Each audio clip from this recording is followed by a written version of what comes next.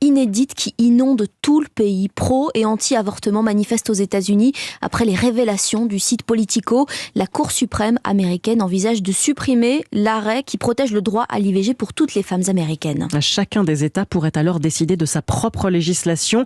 Hasard du calendrier, l'Oklahoma a d'ailleurs signé hier l'une des lois les plus strictes du pays. Oui, le texte interdit l'avortement après 6 semaines, y compris en cas de viol et d'inceste.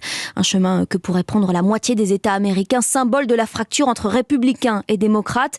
Rupture consommée aussi dans la rue où des milliers de personnes se sont rassemblées hier. Washington, Boston, Los Angeles, Seattle et New York.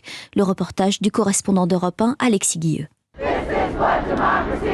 Du vert partout devant les bâtiments fédéraux de Manhattan, la couleur du droit à l'avortement brandie par plusieurs générations de femmes. Victoria a 20 ans, elle est effrayée par la décision à venir de la Cour suprême. Je me sens blessée. Hier soir, j'ai pleuré en apprenant la nouvelle. J'ai eu peur.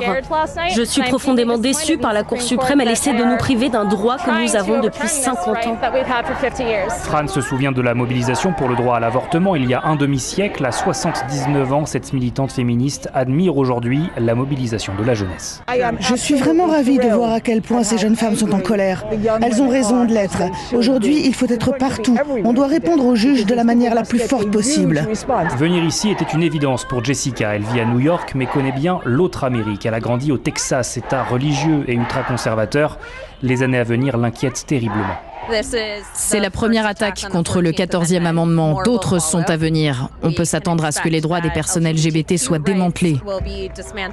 Alors que l'avortement est encore soutenu par les 2/3 de la population américaine, sous les gratte-ciel new-yorkais, toutes promettent de poursuivre la mobilisation. New York, Alexis Guilleux, Europe 1.